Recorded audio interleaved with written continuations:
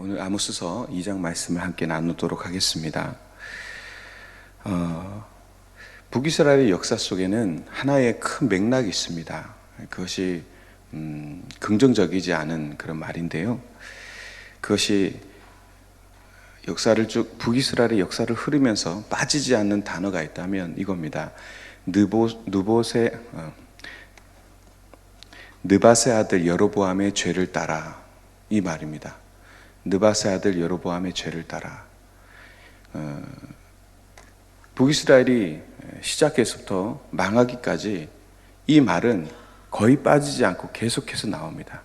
느밧의 아들 여로보암의 죄를 따라. 여로보암이 10개의 지파를 데리고 북이스라엘을 창건했죠. 하나님께서 그에게 약속까지 주셨습니다. 그리고 그렇게 12지파에서 10지파가 나올 때에는 훨씬 더 많은 또 큰 세력을 이루었기 때문에 뭔가 마음의 여유도 있고 그랬어야 되는데, 그들이 10개의 지파를 데리고 나와서 북이스라엘을 이렇게 세웠을 때, 근데 예루살렘에 성전이 지어져 있잖아요. 이스라엘 백성은 하나님의 백성이었고 또 선민의식과 또 성전 중심의 삶을 살아왔기 때문에 성전이 예루살렘에 있다라는 것에 대해서 그들은 늘 의식하고 있었습니다.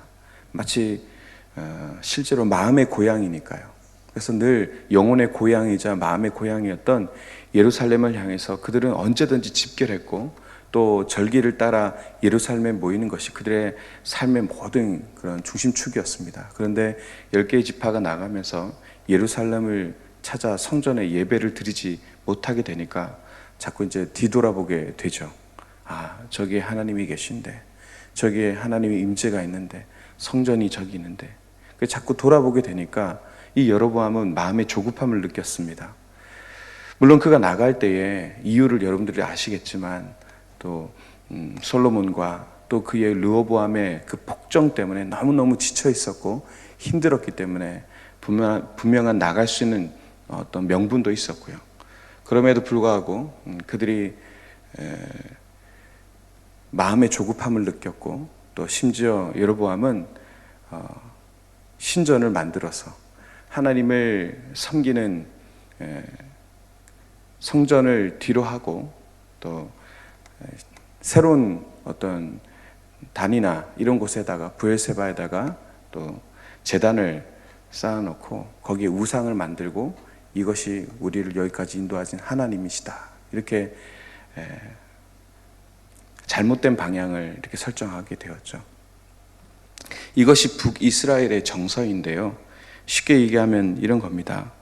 결국 하나님이 나에게 대한 어떤 약속, 또 언약, 이런 것들이 분명히 있음에도 불구하고 당장 나와 함께하는 것들이 빼앗길 것 같거나, 또 그들이 다른 것들을 바라볼 때에 하나님 앞에 나아가 먼저 기도하고, 하나님 도와주십시오, 어떻게 해야 될까요? 이것이 하나님의 백성의 모습인데, 인간적인 마음에 또 그 욕심 때문에, 그 두려움과 불안함 때문에 다른 어떤가 우상을 만들어 놓고 이것이 하나님이다라고 이렇게 얘기하는, 결국에는 하나님을 신뢰하지 못하는 그런 모습으로 나아가는 그 정서가 이스라엘의 역사 가운데 이렇게 흘렀다는 것입니다. 그래서 여로보암의 죄를 따라, 이 말은 참 많은 것들을 포함하는데, 하나님을 신뢰하지 못하고 하나님 앞에 불순종하고 또 우상을 만드는 이 모든 정서들이 북이스라엘 역사 가운데 쭉 흘러갔습니다. 오늘 아모스서가 기록되는 이 시점도 마찬가지입니다. 물론 아모스서 이 자체는 지금 이곳에 큰 지진이 일어나기 이전이 아니라 아모스의 시기가 지나고 큰 지진이 있은 이후에 한참 뒤에 이 책이 기록되어졌지만, 이 북이스라엘이 멸망하는 그 모든 그 시점까지도 이 느밧의 아들 여로보암의 죄라는 단어가 끝까지 등장하고 이스라엘 역사를 채우고 있습니다. 하나님을 믿는 모양은 있으나 그분에 대한 전적인 신뢰는 없고, 믿을 만한 것을 찾는 거죠. 돈과 권력, 이런 것들. 그들을 향해서 아모스는 외치고 있는데, 그 아모스의 그 선포와 외침이 오늘을 살아가는 저와 여러분들에게도 왜 이렇게 어색하지 않고, 이 시대에 정말 딱 하나님께서 외치시는 말처럼 느껴지는지 모르겠습니다. 어제 말씀드린 대로 지금 아모스의 그 예언하는 이 시점, 말씀을 선포하는 이 시점이 BC 750년경인데 북이스라엘과 남유다에 있어서는 큰 호황을 누렸던, 부흥을 경험했던 그런 번영의 시기였습니다. 북이스라엘은 여로보암 2세가, 남유다에는 우시야 왕이었던 이 시대가 두 왕조를 굉장히 괴롭히던 시리아나 이런 세력들이 아수르에 의해서 또 진멸되어지고, 또 아수르도 이스라엘을 공격할 만한 상황이 되지 못했고, 밑에 있던 이집트조차도 내부 분열 때문에 이스라엘을 공격하지 못했기 때문에 뭔가 공격을 하나도 받지 않는 이런 시기가 참 흔치는 않거든요. 이스라엘의 위치 자체가 강대국들 사이에 껴 있어서 늘 고래싸움에 새우등 터지듯이 막 들쑤셨던 그런 지역이었는데, 아무런 공격이 없었기 때문에 무역도 마음껏 할 수 있었고, 도시마다 왕래가 잦았고, 그래서 급격히 팽창하는 부흥을 경험할 수 있는 풍요의 시대였습니다. 그러니까 다윗 또 솔로몬 이후에 이런 풍요롭고 또 평화로운 시대를 맞은 게 이때쯤이다, 이렇게 볼 수 있죠. 근데 이렇게 풍요로운 시대를 살아갈 수 있는 그 모든 저변의 이유가 무엇이냐? 아모스서를 통해서 9절 11절에 이렇게 밝혀집니다. 내가 아모리 사람을 그들 앞에서 멸하였나니, 다 읽을 수는 없는데요, 9절에서 11절을 읽어보면 내가, 그리고 또 내가 그 위의 열매와 그 아래의 뿌리를 질멸하였느니라. 내가 너희를 애굽에서 이끌어내어 40년 동안 광야에서 인도하고 아모리 사람을 땅을 너희가 차지하게 하였고 하고 쭉 나오죠. 내가 이 말 자체가 무엇을 의미하는 것이겠습니까? 오늘의 풍요로운 이스라엘이 있게 된 모든 것이 내가 역사하였기 때문이다 라고 말씀하시는 것이죠. 누구 때문에요? 하나님 때문에. 이 풍요 또한 하나님 때문에 되었다라고 말씀하신 것입니다. 이스라엘 백성을 애굽에서 이끌어내었고 40년 동안 광야에서 인도한 분이 하나님이셨고, 또 가나안 땅에 살았던 아모리 족속을 다 몰아내고 이스라엘이 차지한 것도 나였다, 하나님이었다고 분명해서 반복해서 말씀하고 있습니다. 9절 10절에서 이렇게 두 번이나 반복해서 내가 아모리 사람을 멸하였고 내가 너희를 애굽 땅에서 끌어내어 인도하였고, 이렇게 반복하는 것에는 강조의 의미가 있겠죠. 히브리어는 앞에 주어가 나오면 그 뒤에 나오는 모든 단어가 그 주어에 맞춰져서 어미가 선택되기 때문에 다시 쓸 이유가 없습니다. 내가라는 말을 뒤에 또 쓸 필요가 없어요. 그런데 기꺼이 두 번을 쓰면서 강조하고 있습니다. 오늘날 풍요로운 시대를 살게 되기까지 인도하여 주신 분이 하나님이다, 이렇게 얘기하는데도 북이스라엘은 이거를 깨닫지 못하죠. 이스라엘 왕국과 남쪽 유다는 자신들을 여기 부요의 자리까지 인도하신 하나님을 완전히 잊어버리고 있었고요, 심지어 하나님 앞에 범죄하고 있었던 것입니다. 남유다의 범죄함이 또 4절 5절에 등장하는데요, 남유다의 사람들은 그들을 인도하신 하나님의 율법을 멸시하고 또 불순종하고 또 거짓 우상에 또 빠져서 숭배하면서 살아가고 있었습니다. 또 북이스라엘의 범죄함이 또 그 뒤에 6절에서 8절까지 나오죠. 북이스라엘의 백성들은 돈을 받고 의로운 사람을 모함하는 그런 짓들을 했습니다. 가진 자가 더 많은 것들을 가지기 위해서 가난한 사람들을 악랄하게 착취했습니다. 그리고 표현되어 있지만 아버지와 아들이 동일한 여성과 관계를 맺는 아주 성적인 타락이 극치에 달했던 그런 음란함의 모습을 보였습니다.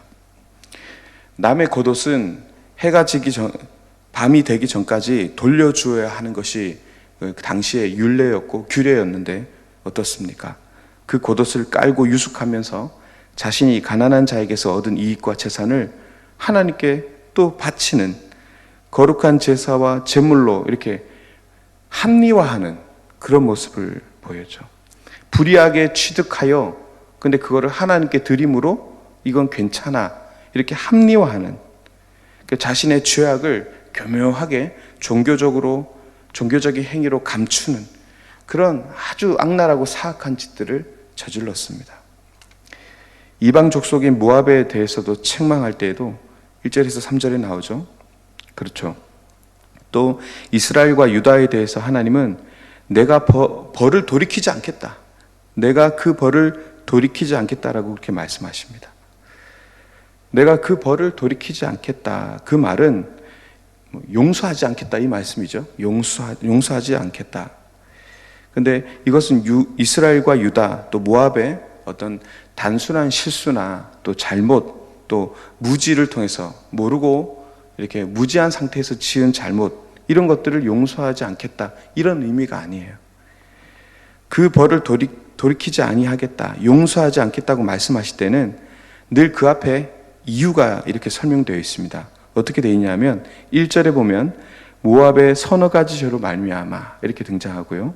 또 4절에 보면 유다의 서너 가지 죄로 말미암아, 또 6절에서도 이스라엘의 서너 가지 죄로 말미암아, 또 1장에서도 가면 에돔의 서너 가지 죄로 말미암아, 또 1장 9절에 보면 서너 가지, 두로의 서너 가지, 또 다메섹의 서너 가지 죄.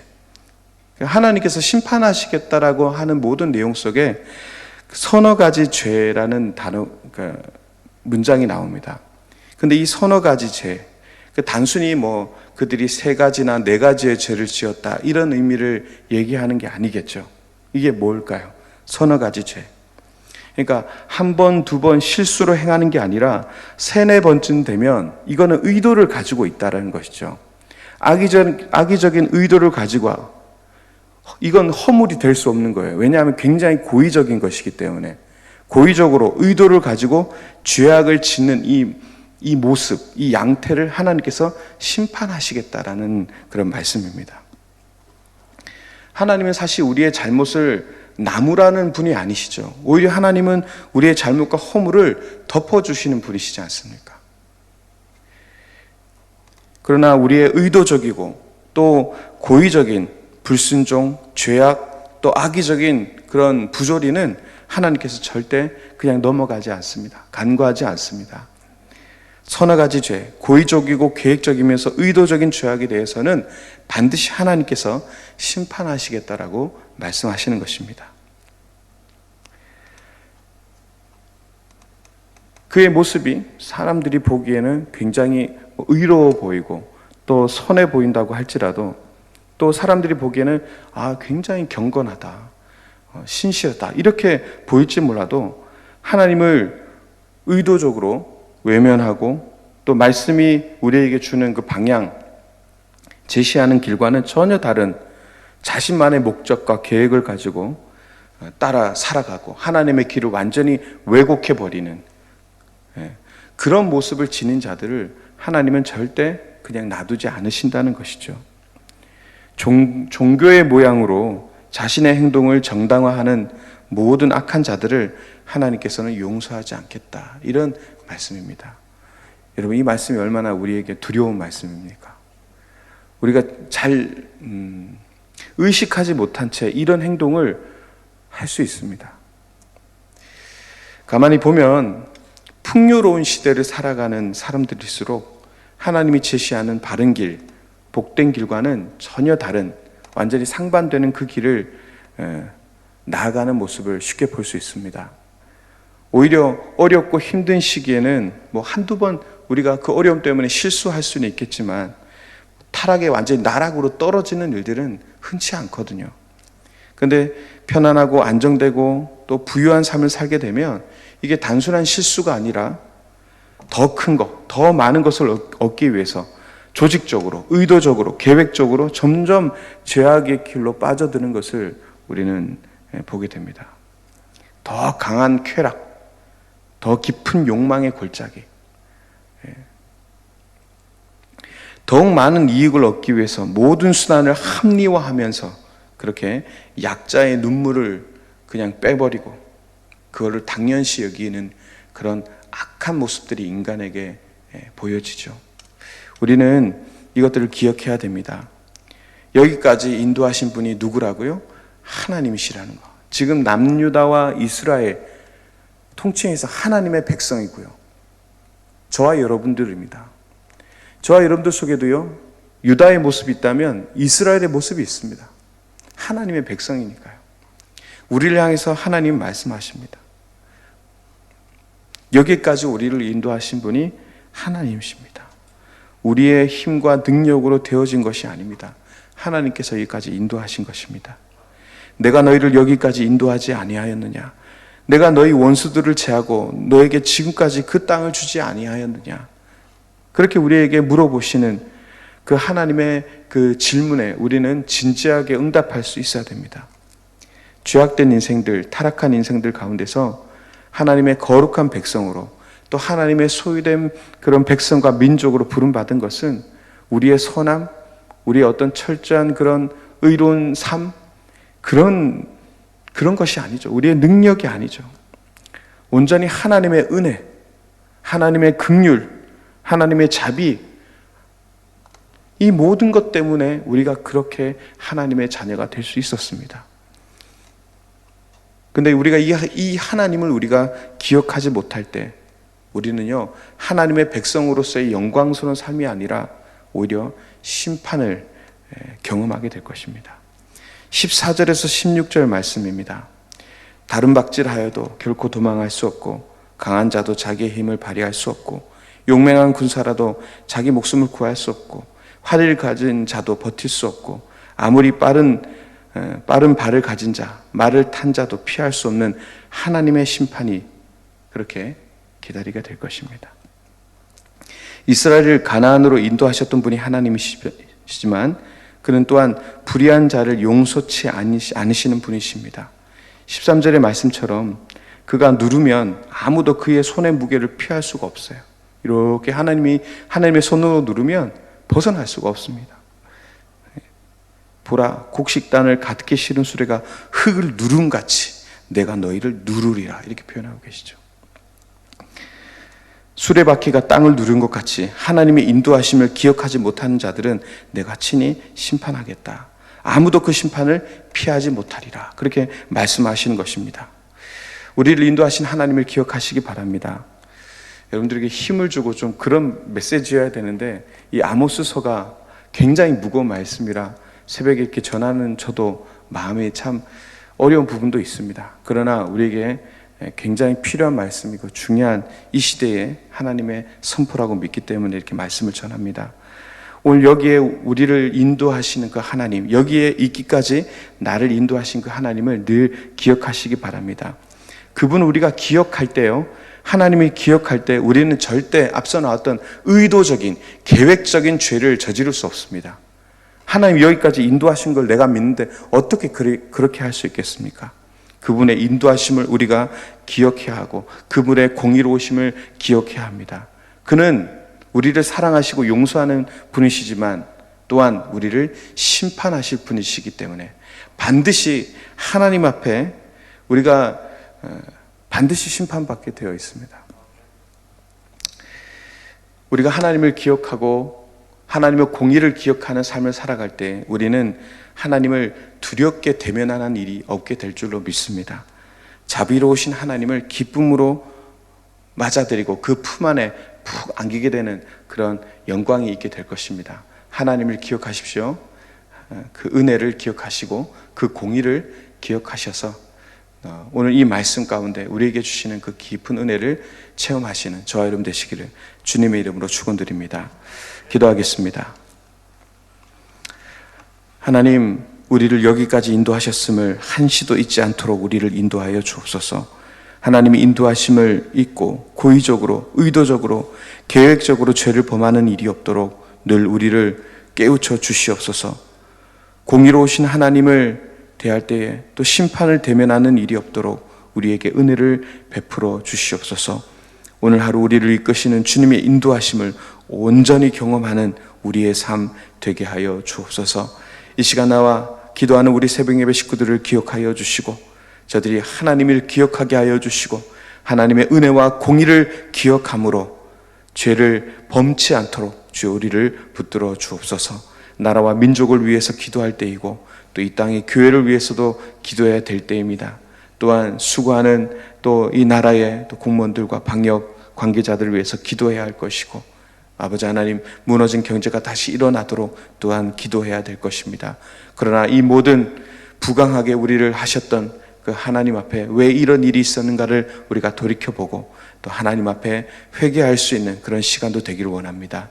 주여, 이 새벽에 함께하여 주시옵소서. 감사드리고 예수님의 이름으로 기도하옵나이다. 아멘.